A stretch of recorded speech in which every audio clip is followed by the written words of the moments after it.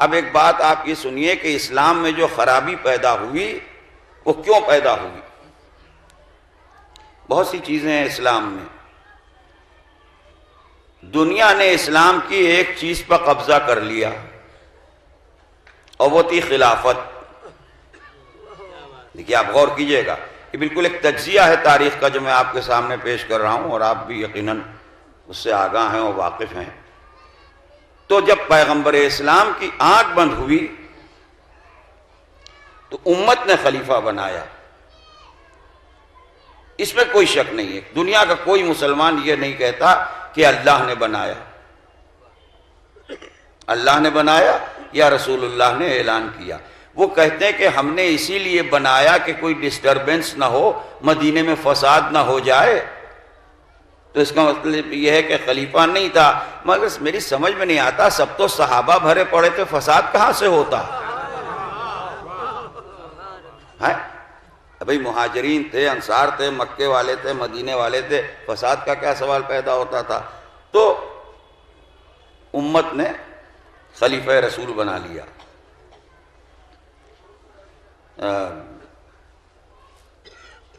اللہ نے نہیں بنایا. چل رسول اللہ کچھ کہہ کے گئے تھے، کہانی رسول بھی نہیں کہہ کے گئے تھے. تو اس کا مقصد یہ کہ آپ نے اپنی مرضی سے بنایا، خلافت قائم ہوئی. کہا تم بھی مانو. اکثریت نے مان لیا، سب نے بیعت کر لی، مہاجرین و انصار نے بیعت کر لی. اب اس پر اصرار ہوا، اور اصرار میں بیچ میں تازیانہ آیا، اور اسلام کہہ رہا ہے لا اکراہ فی الدین، دین میں جبر نہیں ہے. تازیانے مار مار کے بیعت لی گئی، یہ اسلام ہے کہ جبر ہے؟ وہ سلسلہ چلتا رہا. اس کے بعد یہ ہوا کہ 30 برس کے بعد وہی خلافت جو مدینے میں قائم ہوئی تھی، آپ توجہ فرمائیے گا اور بہت توجہ سنیے گا، اس میں 30 برس کے بعد تمام مسلمان علماء اور سارے کے سارے لکھنے والے اس بات کو ایکسپٹ کرتے ہیں اور اپنی کتابوں میں لکھ رہے ہیں، اور سب کو یہ بات معلوم ہے. یہ کسی گروہ یا کسی فرقے کی بات نہیں ہے، پورے اسلام کی بات ہے. 30 برس تک تو بقول ان کے وہ کاروبار خلافت چلتا رہا. اور فرمایا آپ نے جس میں جناب امیر کے بھی 4 برس شامل ہیں اور 6 مہینے امام حسن کے بھی شامل ہیں، جنہیں بعد میں مانا گیا. مگر سارے مورخین یہ لکھ رہے ہیں کہ 30 برس کے بعد خلافت ملوکیت میں بدل گئی. اب یہ بات جو پڑھی جا رہی ہے اس میں تھوڑا سا آدمی کو دماغ بھی لگانا پڑے گا، سمجھے آپ؟ یعنی تھوڑا سوچنا پڑے گا کہ بھئی 30 برس کے بعد خلافت ملوکیت میں بدل گئی، یعنی وہ خلافت نہیں رہی. نقوی صاحب، جسے خلافت راشدہ کہا جا رہا تھا. اب یہاں پر میں ایک سوال کرنا چاہتا ہوں، دنیا اس کا جواب دے، اور آپ بھی سوچئے کہ جب سب اس بات کو ایکسپٹ کر رہے ہیں اور تسلیم کر رہے ہیں تمام مسلمان اور سارے علماء کہ 30 برس کے بعد خلافت ملوکیت میں بدل گئی، تو میں ہاتھ جوڑ کے پوچھتا ہوں جب 30 برس کے بعد خلافت ملوکیت میں بدل گئی تو آپ نے کیا کیا؟ آپ نے کیا کیا؟ سوال یہ پیدا ہوتا ہے جب آپ خود اپنے قلم سے ایکسپٹ کر رہے ہیں کہ 30 برس کے بعد خلافت ملوکیت میں بدل گئی، تو یہ بتائیے آپ نے حق کا راستہ نکالا الگ سے یا سمجھوتا کر لیا اس ملوکیت سے؟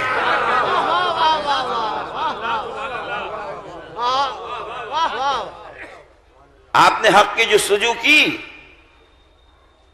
آپ نے حق کو تلاش کیا، آپ نے حق کو سمجھنے کی کوشش کی، یا آپ نے کمپرومائز کر لیا ملوکیت سے؟ یہ تو آپ نے تسلیم کیا کہ خلافت ملوکیت میں بدل گئی، مگر آپ کا عمل کیا ہوا؟ آپ کا رویہ کیا ہوا؟ آپ نے کیا کیا؟ آپ کس کے ساتھ گئے؟ قوم کس کے ساتھ گئی؟ جماعت کس کے ساتھ گئی؟ ملت کس کے ساتھ گئی؟ اس نے حق کا راستہ اختیار کیا یا سمجھوتا کر لیا اسی ملوکیت سے جو بدل گئی خلافت کے بعد ملوکیت میں؟ اب آپ سنیے، میں بہت آگے جا کے سوال کروں گا، بات بالکل آئینے کی طرح سے واضح ہو جائے گی جو بات عرض کی جا رہی ہے۔ دیکھیے، خمسہ نجبہ کا دور، سمجھیے اس بات کو، پیغمبر سے لے کے امام حسین علیہ السلام تک کا زمانہ۔ تو پیغمبر کا زمانہ ظاہر سبھی ان کو مان رہے ہیں۔ اب اس کے بعد جو بھی ہوا تو لوگ کہتے ہیں بھئی اس میں قوم کی رائے یہ تھی اور لوگوں کا یہ کہنا تھا، اور آگے بڑھتے ہیں۔ جب جناب امیر کی خلافت کا زمانہ آتا ہے، جمل و صفین کی لڑائیاں ہوتی ہیں، تو کہا جاتا ہے بھئی کیا بتائیں، ہمارے بولنے کی باتیں نہیں ہیں، بڑوں کا معاملہ ہے۔ اور اپنے بڑوں کا معاملہ ہے، چل ٹھیک ہے، اس میں بھی آپ اپنا کوئی صاف بیان نہیں دینا چاہتے، کوئی مذائقہ نہیں ہے، اس میں بھی ہم ضد نہیں کریں گے کہ بڑوں کا معاملہ ہے، چلیے ٹھیک ہے، اور آگے بڑھ جائیے۔ غور کیجئے گا آپ، امام حسن کا زمانہ آتا ہے، اور آپ نے اس میں بھی تحکیم کا معاملہ ہے، مسلمانوں کی کچھ سمجھ میں نہیں آ رہا ہے، یہاں تک کہ کربلا کا واقعہ ہوتا ہے۔ کربلا کے واقعے سے بڑھ کے تو کوئی واقعہ نہیں، کیوں بھئی؟ کربلا سے بڑا تو کوئی واقعہ نہیں۔ تو رسول سے سلسلہ شروع ہوتا ہے خمسہ نجبہ کا، پنجتن پاک کا، اور امام حسین علیہ السلام پر جا کے تمام ہوتا ہے۔ یہ 5 ہستیاں زیر کسا تھیں، اور فرمایا آپ نے یہی 5 ہستیاں مباہلے میں بھی تھیں۔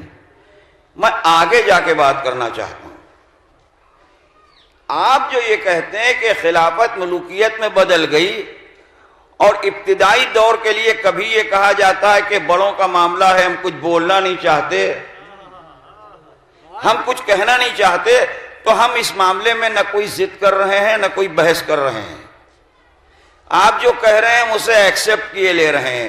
ہمارا ایک دوسرا ہی سوال ہے، آپ بہت توجہ سنیے گا، ایک مضمون ہے جو پڑھا جا رہا ہے۔ ہمارا کہنا یہ ہے کہ ادھر تو جو کچھ ہوا ماضی میں وہ ہوا،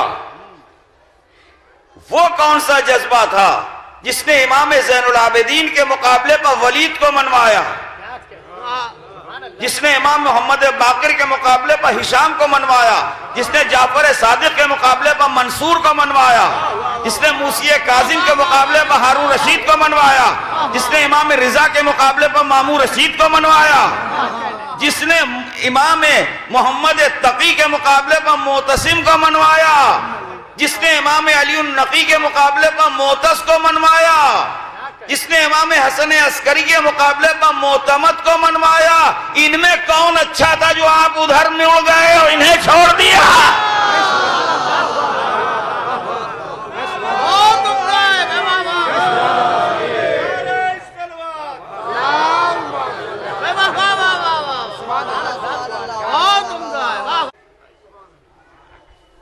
دور اول میں بڑے بڑے پریشر ہیں،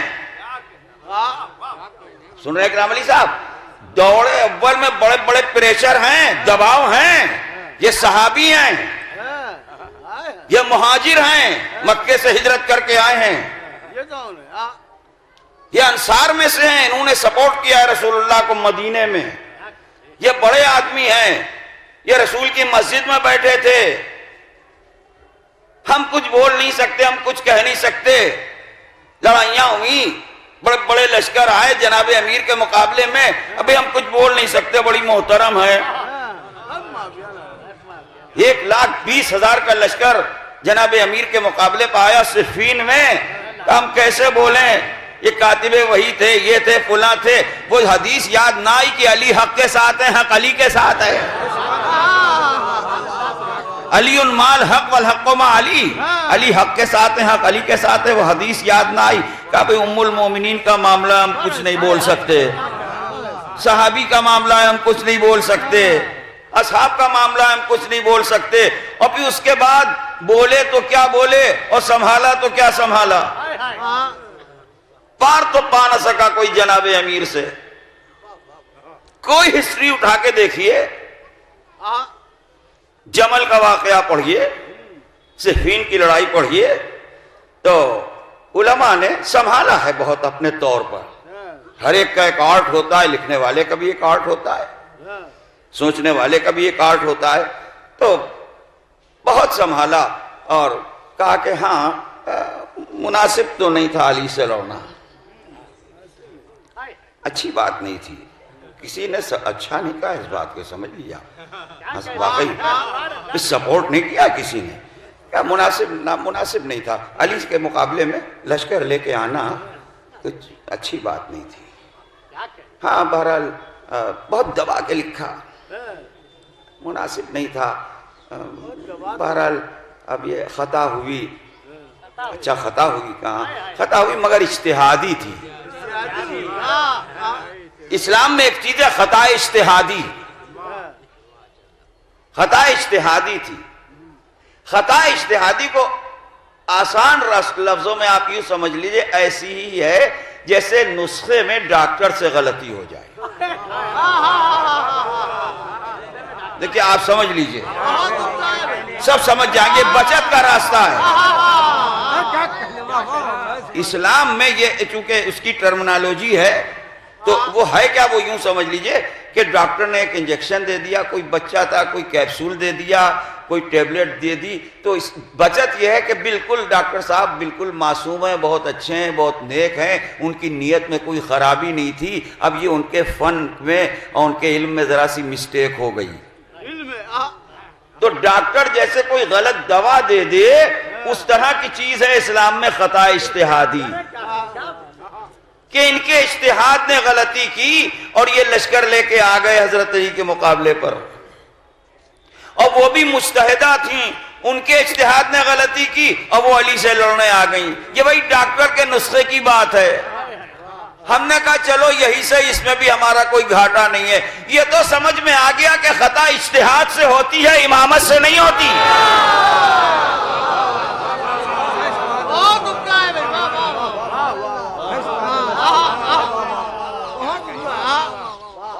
آپ ملاحظہ فرما رہے ہیں؟ تو یہ سب بڑے بڑے جن کے پریشر تھے، جن کے دباؤ تھے، دیکھیے آپ انصاف کیجئے خدا کی قسم۔ آپ جج کی حیثیت سے بیٹھے ہیں اس وقت مجلس میں میرے سامنے، کہ کوئی مہاجر ہے، کوئی انصار ہے، کوئی ناصروں میں سے، انصار میں سے، کوئی مکے والا ہے، کوئی مدینے والا ہے، کوئی زوجہ رسول ہیں، اور میں یہ پوچھنا چاہتا ہوں کہ یہ ہارون رشید کے کون سا تمغہ لگا ہوا تھا جب موسیٰ بن جعفر کے مقابلے پہ مانا؟ مامون رشید میں کیا خوبی تھی جو امام رضا کے مقابلے پہ مانا؟ صادق آل محمد کے مقابلے پر منصور کے ایسے بخیل کو کیوں مانا؟ یہ ملوکیت سے سمجھوتا نہیں ہے تو کیا ہے؟ یہ آپ کا کیریکٹر کھل کے سامنے آ رہا ہے۔ جو ایک طرف آپ لکھتے ہیں کہ رسول کے 30 برس کے بعد خلافت ملوکیت میں بدل گئی تھی، اور آگے بڑھ کے اسی ملوکیت سے آپ نے ہاتھ ملا لیا اور امامت کے دشمن ہو گئے، کسی کو زہر دیا، کسی کو آوارہ وطن کیا، کسی کو قتل کیا، یہ سلسلہ چلتا رہا، ادھر خلافت چلتی رہی۔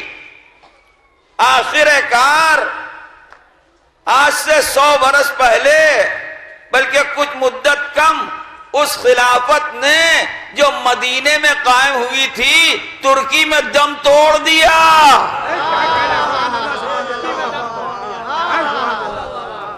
محمد علی، شوکت علی فریاد کرتے رہے، گاندھی جی سے ہاتھ بھی ملایا، مگر خلافت کی جان بچ نہ سکی۔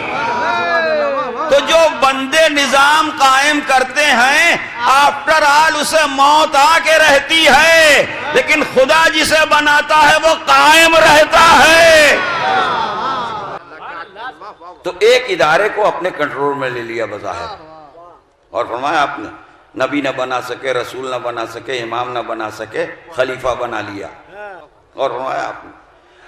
اور پھر اس کے بعد بار بار کوششیں ہوئی، ایوب خان کے لیے کوشش ہوئی پاکستان میں، جو پاور میں آیا اسے خلافت کی سوجھی، جو طاقت میں آیا، مگر یہ کہ وہ بیل منڈے چڑھ نہ سکی۔ تو پاکستان میں 2-3 آدمیوں کے لیے خلافت کا ہلہلہ اٹھا۔ اس کے بعد پھر وہ ابھی جو تازہ خلیفہ بنے تھے افغانستان میں طالبان کے زمانے میں، وہ بھی ابلیس کو پیارے ہو گئے۔ اب یہ نئے نکلے ہیں، نام بھی وہی ہے، خالی یہ بات ہے کہ وہ مدنی تھے یا بغدادی ہیں۔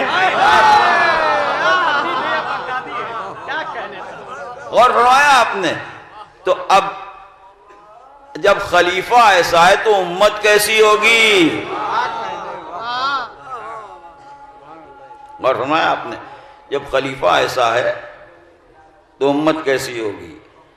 تو کہا ساری دنیا فریاد کر رہی ہے اور سارا زمانہ جو ہے پریشان ہے، ہر ملک پریشان ہے، ہر ملک پریشان ہے، امریکہ پریشان ہے، فرانس پریشان ہے، ساری دنیا پریشان ہے۔ کس سے؟ خلیفہ صاحب سے۔ اور فرمایا آپ نے بھائی سوال یہ چاروں طرف تھوڑی تھوڑی ہو رہی ہے کہ نہیں؟ سنے جائیے گا، داعش کے جو خلیفہ ہیں، داعش کے جو خلیفہ ہیں ان کی تھوڑی تھوڑی زمانے میں ہو رہی ہے کہ نہیں؟ تو جو علی سے ٹکرائے ان کی واہ واہ ہوگی۔ آپ کہتے ہیں آپ خلیفہ کو برا کہتے ہیں، ہم خلیفہ کو نہیں برا کہتے ہیں، ہم دہشت گرد کو برا کہتے ہیں، آتنکوادی کو برا کہتے ہیں۔ آپ گلے سے لگائیے